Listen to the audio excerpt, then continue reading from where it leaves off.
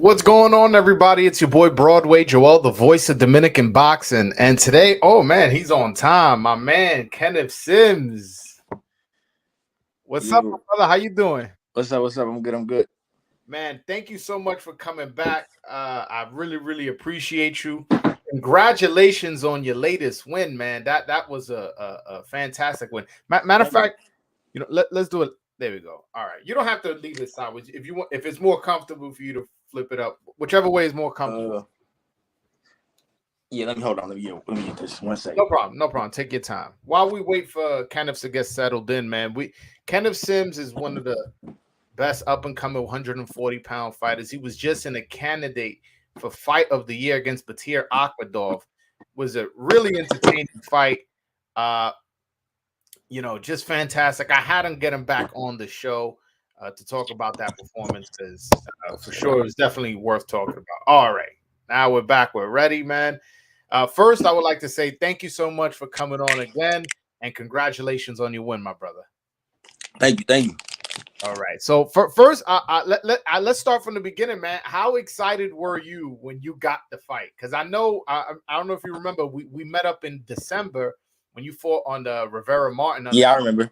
I remember right before the weigh-in, you walked up to me. Yeah. You was like, you heard about how many people turned the fight down, and I know everything. exactly. Damn, you got good memory. All right. So Yeah. yeah, I remember. I remember everything. I don't forget nothing.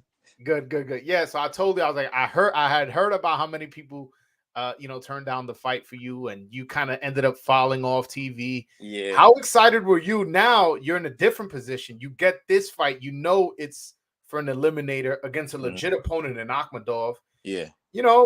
With a possible position in an eliminator. How excited were you when you got the fight?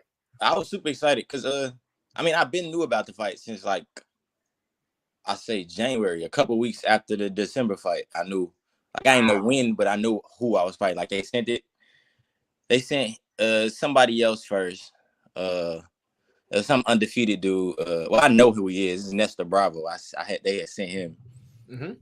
And then me, I don't be turning down nothing unless like it just don't make sense. So they sent him, and I was like, okay, cool. They sent it in a group text with me. My managers, Coach K, and my dad, blah blah. I was like, okay. Then a couple days later, they sent Akhmadov, and I was like, I'm with it. I know who that is. That's a good fight for me. I'm like, yeah. So I'm like, anytime they send an opponent for me, I always say, if Coach K say yeah, let's do it. I got you. Like.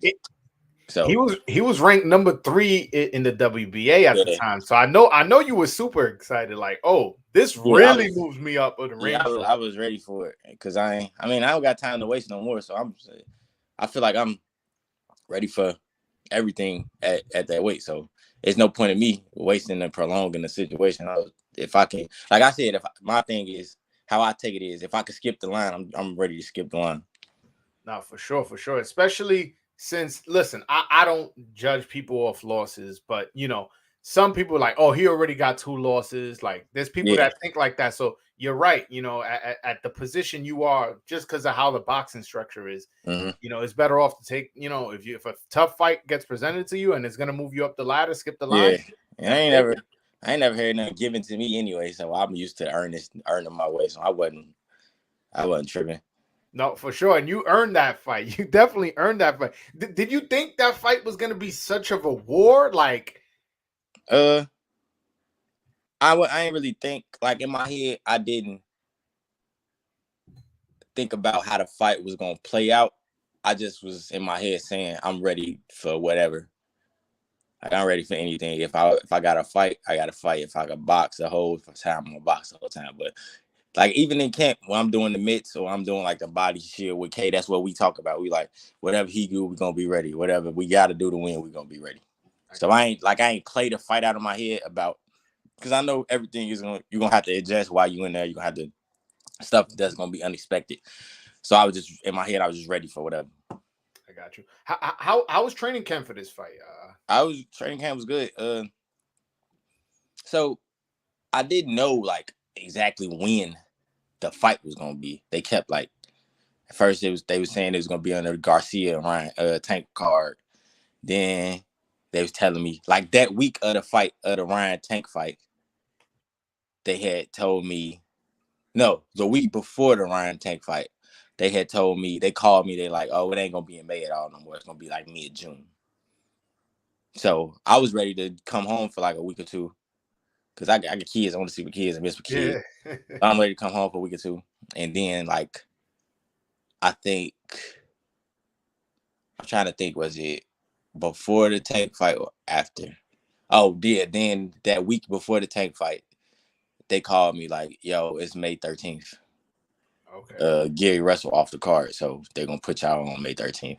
Luckily, I was already training. I was already in camp. So I just switched my staying home for a week for my kids. I came home for 2 days to see them, then went right back to camp. So, Okay.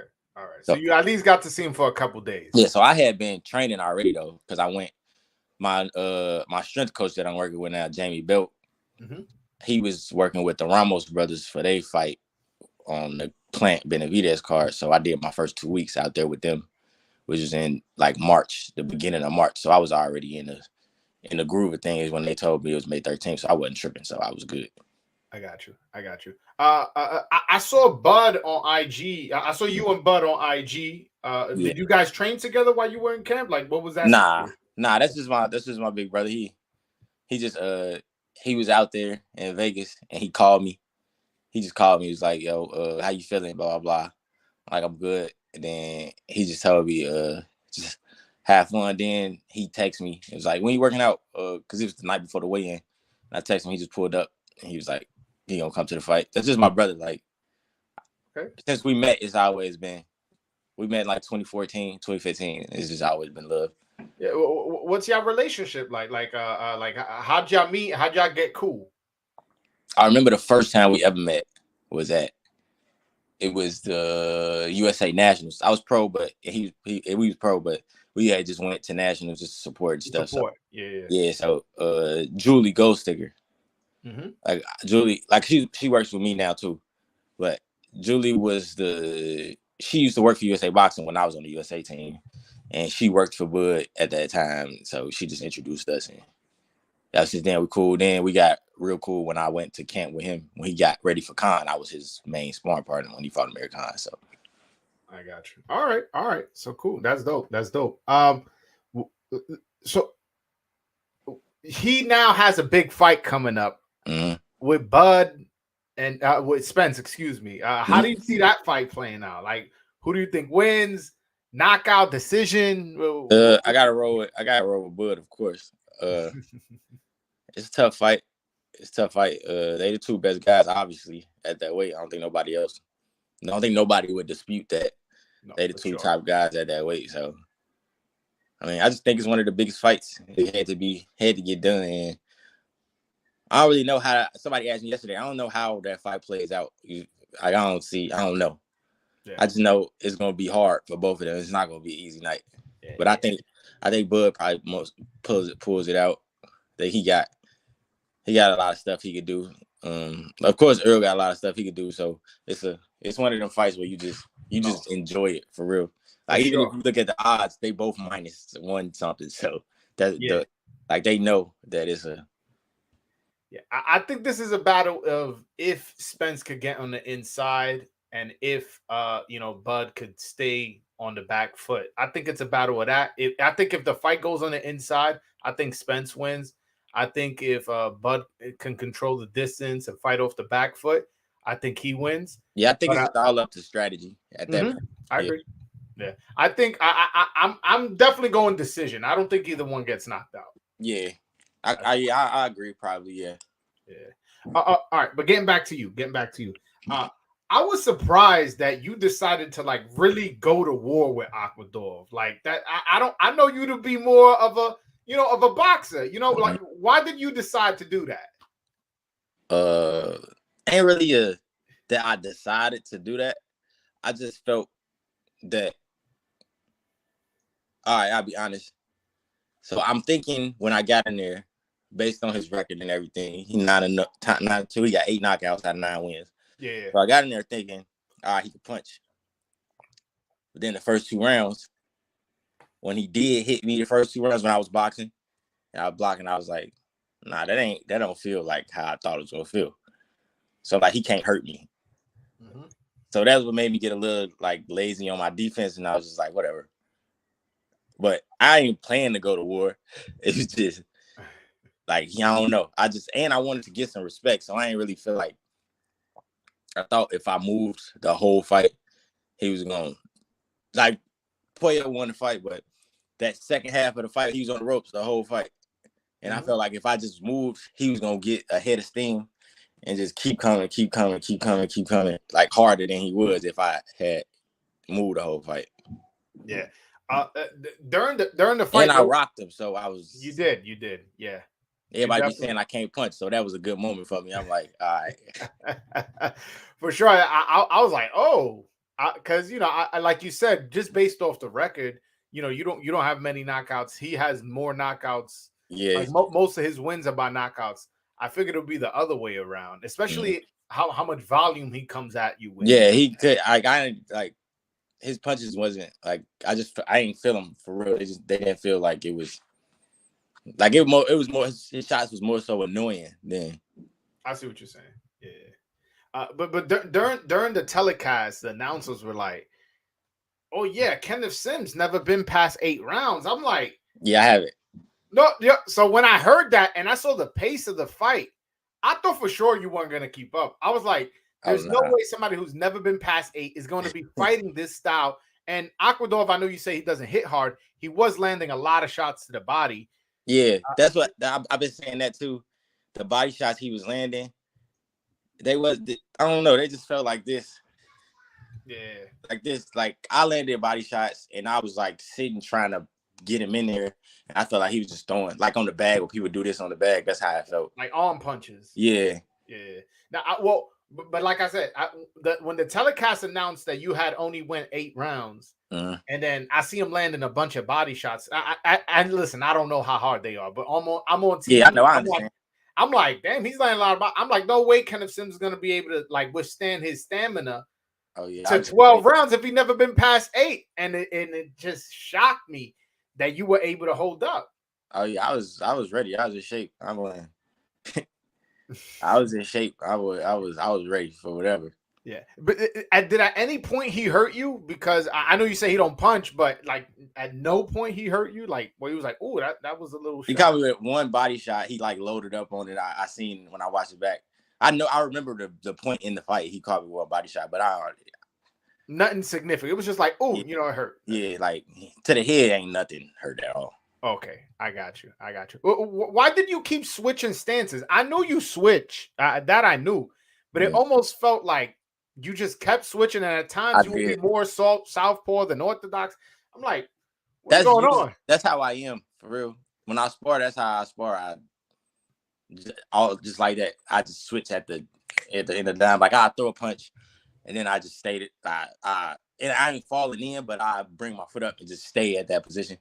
I don't know. It's just an instinct.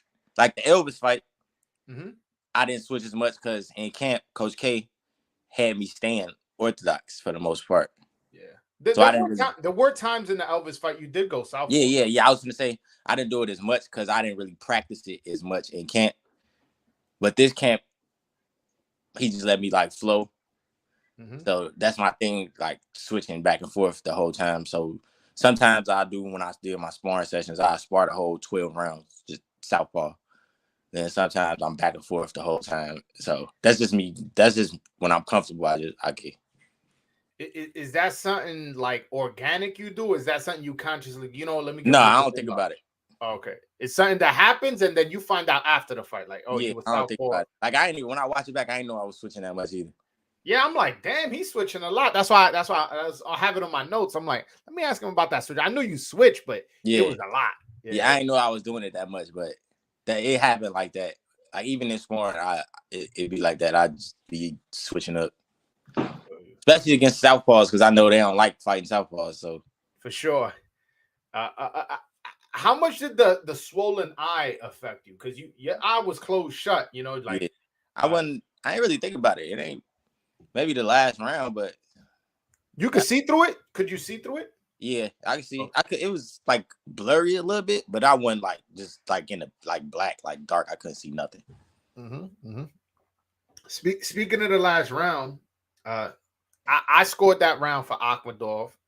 I thought he won it clearly. No disrespect. But were you a little nervous that might have been the difference in the fight? Nah, I thought he won 11 clearly. I thought 12 was close. Okay. Because I think he came out hard in 12, and I done watched the fight like 10 times. so he came out because at first I was thinking he probably won the 12th round too, but I watched it back a lot, like 10 times, and the 12th was close. Okay. He started the 12th good, and then in the middle it was like we was going back and forth. Then I closed the 12th good, so it was just I felt like the 12th was just up in the air. He won 11 for sure. Okay. Were you a little nervous since you know he kind of like you said at the time you felt he won the 11th and 12th? Were you a little nervous? Like, damn, he won the last 2 rounds. Nah, I beat the shit out of him in the 10th. So. All right. So after they announced you as the winner, man, you fell to the floor. You started crying. Can you talk to me about those emotions? Yeah, I had a long journey. The people wrote me off for years after like 2018 until the Elvis fight. People wouldn't think about me. So that was just me basically just thinking like I said in the interview, I wasn't supposed to be here. Ain't nobody expect me to get back right here. Like I remember, like I told you at the beginning of this, I remember everything. So I remember every reporter that was like made a post like something about me. Like I remember on Twitter somebody saying I was a disappointment. That fueled me a lot. I remember people from my city, like coaches and stuff. I know I didn't heard things about people talk trash about me, heard everything. So that was just me embracing the fact that ain't nobody expect me to get where I was at that night. Okay, so that's what you meant by you're not supposed to be here. You meant like that's why I said like people they said I wasn't supposed to be here. Like I expected to get right here, to get back right here, to get where I'm at, but it's just satisfying that I'm just proving people wrong, and then it's satisfying that I'm proving people right, the people that did believe in me. I feel you for sure. What did you make of Aquador saying he felt he got robbed? What did you think about that when he made those comments? I mean, I feel like he say that whenever he lose, because I did my research and I seen he said that about amateur fights too. So I feel like he think he never lost ever in his life. Yeah, so he just a sore loser. Yeah, and I tried to be a good sport too. No, I saw you shake his hand afterwards. Yeah, I appreciate you. Even after that though, I ain't tell nobody this. I messaged him on Instagram. I messaged him and Joel Diaz. Okay. Which I do because I mean it's a sport. Oh, of course, yeah. I was just telling her, I said, great fight. It was an honor being in the ring with you. Wish you the best, blah, blah. So Joel Diaz messaged me back. He was like, congrats, champ. It was a great fight. Y'all two warriors. And Ahmed messaged me back. He said, yeah, good for you. They cheated. Blah, blah, blah. So then I was like, all right, you a sore loser. Have a good day. Nah, I feel you. Nah, and you've always been like a real sportsman, because I remember with the Elvis Rodriguez when remember I had people call and he called in. Yeah, I thought it was gonna be contentious, and I didn't want that because and both of you guys were like being super respectful. Yeah, it ain't no bad blood. This is work. Yeah, I remember he said you're a future world champ. You said he's a future world champ, and I was a little nervous because I don't want to make it seem like you felt ambushed. I'm like, you my guest, but I was like, okay, so now and you telling me you're doing this with Aquador. That's dope that you like. Because even after me and Elvis fought, like I know Freddie Roach from when I was in camp with Pacquiao. Mm-hmm. He basically did the same thing. He made the post telling me congrats and it was a great fight. So I just kind of did that. Okay. You know, it's just like if I see him in the locker room after the fight. Matter of fact, we went to the hospital. They had us sitting next to each other at the hospital right after. You and Elvis? No, me and Alfredo. Oh, okay. And when they left, I just dabbed them up. My good fight. Blah, blah, blah. That's what's up, man. Like it's sport to me. Nah, I guess life is, but I look at it as it ain't like I got dislike for you. You ain't never did nothing to me personally. Yeah, nah, it's just business. Nah, for sure. So what do you think of when you hear people saying like, "Yo, that may be fight of the year"? Like when you hear that, what does that make you think? Like, I mean, that's cool, but that ain't. I don't like it. No, but I know you don't like it, but it's done, and let's just say you win it. You'll forever be etched in history. In 2023, when they look what was fight of the year, your name will be on it, and not only would it be on it, it would be on it as you as the winner. Yeah. Like when you hear that, what does that make you feel? I mean, it's good to like the feeling of knowing that you will have something etched that people gonna remember forever. But as far as me just personally, I don't like that I got hit that much. So safe to say you won't be in the candidate for fight of the year next year. Nah, I don't plan on it.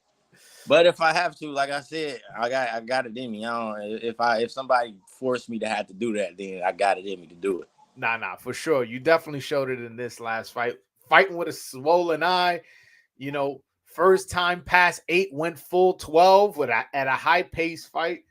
Listen, Yeah, that's what I was thinking that too. I was like, that was my first 12-round fight. That was fast. Like it was like a fast pace. Yeah, because if it was all right, your first 12 rounder, but it was you guys were boxing, this was like boom, boom, boom, boom, boom. Yeah.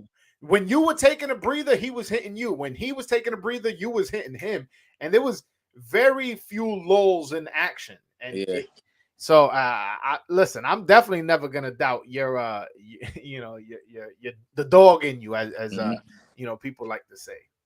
But what's next for Kenneth Sims, man? Like what is next for you? I mean, they called that fight a title eliminator, so I'm waiting on the WBA rankings to come out next month. See where I'm at. They saying everything all the articles been saying I'm like one of the mandatories. I guess me and O'Hara. Yeah. So I want my next fight to be for the title. That's what I want. So Broly Romero, I guess that's what I want next. So have you spoken to the WBA? My people actually said they talked to him when I talked to him like 2-3 days ago. Okay. So they in contact with him. Well, and what did the WBA tell your team? I ain't sure. I ain't too sure. Like, so they were just working, trying to figure out what's the next move. Okay.